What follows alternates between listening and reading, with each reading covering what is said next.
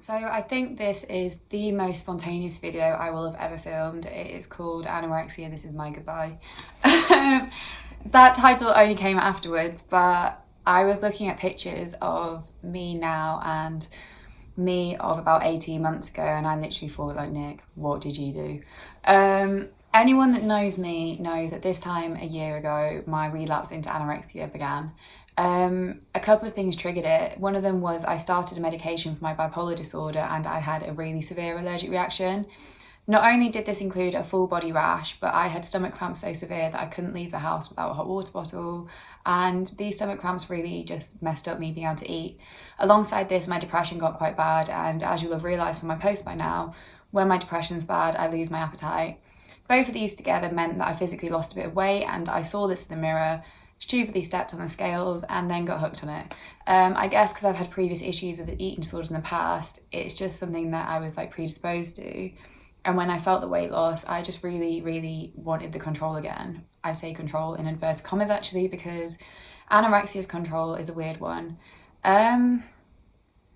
But if you followed me on Twitter, you'll have seen like these past few weeks, I've just massively just changed my tune on recovery. So as you'll have known, around June time, I started to try and recover from my eating disorder. It's probably a good job it did, because I reflected on it and my body was like ready to give out. I look back on pictures and I can just see how small I was. I was tiny and I didn't even know. But then September came around and I just stopped recovering. Like, I didn't relapse again. I pretty much maintained the bit of weight gain I'd gained over summer, but I was still over like 10 kilograms off my natural weight, and I just said it was okay. I don't fully regret like saying that this was okay to do, but I regret the fact that, I don't know, I felt that it was so okay. I regret the fact that I just didn't try. Because I guess in saying that it was okay to maintain a significantly lower weight than I should have been, I was still engaging in such disordered habits, and it's meant I've had like another few months of ingraining these habits in my life. Whereas now I'm just like, I'm done with it. I want to get rid of this illness. I don't want to live in this stupid rubbish bubble anymore where my life just isn't normal. So to try and start going in the right direction, the past 2 days I have walked myself into the centre of town and got myself a falafel wrap. That might sound like the most basic thing, but the whole fact of the matter is no one has forced me to do it. I have literally woken up and said to myself, like, Nick, you are getting lunch today. You are not letting bulimia dictate what happens with that lunch, and you are going to enjoy it. Like, falafel is one of my all-time favourite foods. You need to try it if you haven't. But we have this like stand in Leeds called Falafel Guys, and they make it fresh in front of you, and oh wow, it just tastes incredible. But I know that in starting to just even introduce lunch into my life, I'm going to start gaining the weight. But what anorexia tries to tell you when you lose weight is that you're going to gain all these things. In reality, the only thing you gain is the same weight over and over again, but what you lose out on instead is so much that you become so isolated, you push loads of people away, you just become so anxious all the time, and you just second guess everything. Like, you don't even trust yourself, you don't trust your own body. It's horrible. You end up losing out on stuff like education, like work, friends, I don't know. Well, I do know, because I felt it. I went through it. Like, I almost didn't finish uni on time. I didn't get to sit one of my exams. I stopped really turning up to work with as much enthusiasm because I felt like a massive hypocrite. Anyone that knows me knows that I was a disability sport ambassador, and that was helping people with disabilities and mental health difficulties access sport on campus. I went for that job because I really wanted to make a difference on campus for people to do mental health, and I felt like a hypocrite doing that job whilst I was standing there losing weight whilst my mental health was so bad. I realised that was wrong to think now. Like, I've spoken to my boss since, and we just both wish we talked more about it. But I don't know, like, I'm just fed up with this illness. I've got to say that I am super proud of myself, because when I started to feel myself get ill, like back in December and January, the first appointment I had with my psychiatrist was just after, I think it's just towards the end of January, and I literally sat down in front of him and I said to him, I need help with my eating disorder. And I was, bearing in mind, still over 10 kilograms heavier than I am now. I was a very natural weight. I was in a healthy BMI range. And I sat there and said, I'm not playing this game, Nick. I'm not going to wait till I feel ill enough. I'm not going to wait till someone can physically see the struggle inside of me. I went to him and said, I need help. Unfortunately, I didn't get the referral because he didn't quite realise how like serious the problem was. He was really focusing on my bipolar, that he thought, oh, it's just like something on the side, like I hadn't lost the weight. He has since apologised for this, and I did get a referral in the end. But I'm proud of myself because in that moment, I didn't wait to feel like I'd reached an ill enough point. The only regret I have is that I didn't reach out to my parents. I didn't reach out to my friends. I wish that in that moment that I dared to speak to my psychiatrist about my food problems. I dared to speak to the people closest to me, because that's the thing about like relapse and recovery. You need to almost like, when you're feeling ready and when you're ready to go and when you know you shouldn't relapse, you need to nip it in the bud straight away. You need to fight down the demons and get rid of the control, because when you've been like succumbing to the behaviours for like months at a time, it is so hard to give up on the control. It's so hard to almost feel like you've thrown away months of work.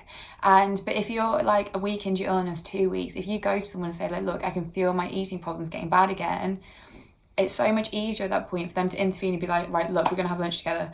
We're going to sort this out for dinner. You don't have months and months of ingrained behaviour that's so negative, but you feel like is better in your life to undo.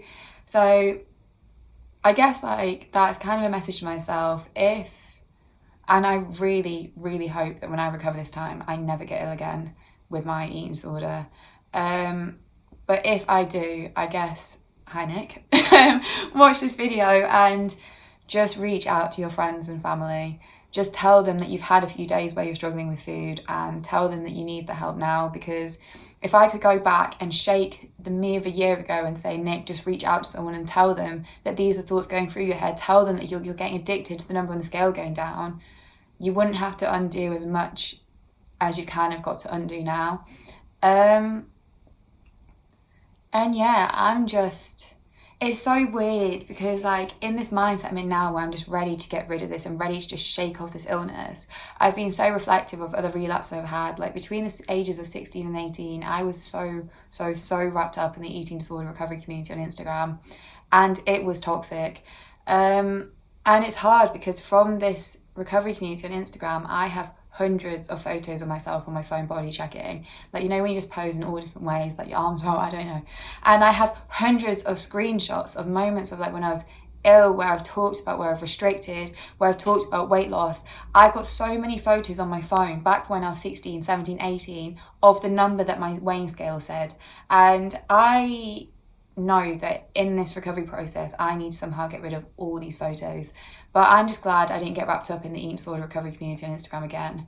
As much as we all needed a place to vent, as much as we did make friendships from it, it was so toxic. Like, you sit there and say you're supporting your friend and saying like, come on, like, eat your lunch today, but when people are posing all these different angled pictures of themselves, they're only comparing themselves to other people, and it instills the notion in your head of, are you sick enough?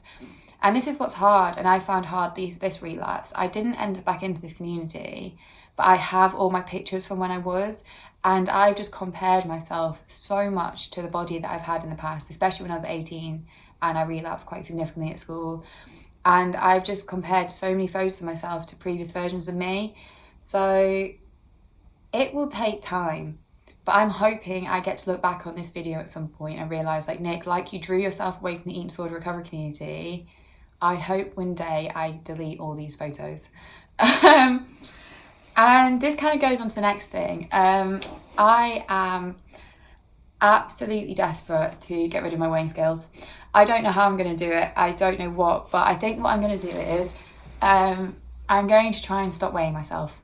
I'm going to try and, like, I weigh myself once a day, and I think the first step I'm going to take is to maybe weigh myself once every 2 days and move it to 3, 4, 5.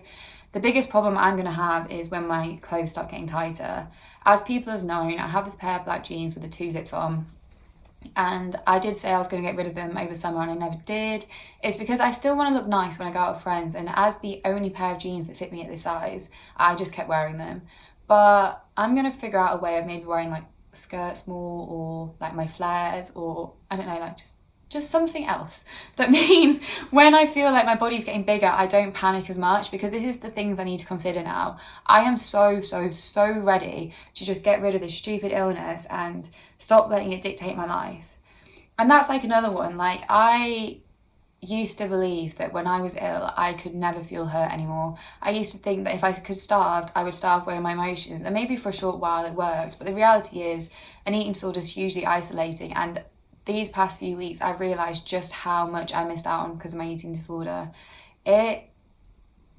has torn apart the people's lives around me. Like, I can't fault my friends for how much they cared and everything, but I wish I'd never put them through what they did. I wish, for example, like when we went to festivals, they weren't sat there thinking, shit, is she going to collapse? Because that's the reality if it was. I look back at pictures of me, for example, when I went to Parklife Festival, and I was tiny. Like, I literally looked like I could be snapped in half. And I'm glad when I walked through the doors of that festival, I got a slice of pizza and ate it, so my friends didn't have to worry about me collapsing. But we were doing like 25,000 steps a day, and they didn't have that security of whether I'd take that responsibility and action.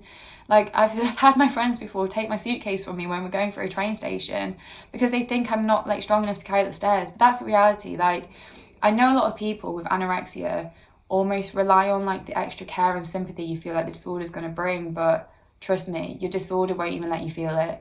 You're not gonna, like, you need to realise that your friends and your family are going to care about you regardless of what size you are. Just because you've lost a few kilograms, if they do seem to care that little bit more, it's not going to be for the right reasons. In reality, you're going to be stripping you and all those people of just the ability to like enjoy the present.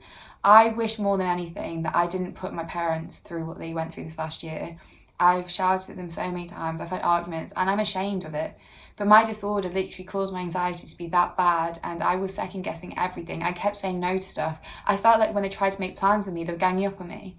But that was all because I was too scared to eat. And it's nice that I can see that now, but I would do anything to have not let people worry about me in the way they have. And your disorder will try and convince you that if you lose some weight, people will care more. But trust me, your disorder won't even let you see it when it happens, because you'll be so ingrained in yourself, you'll be so self-absorbed in weight loss that you won't even feel anything.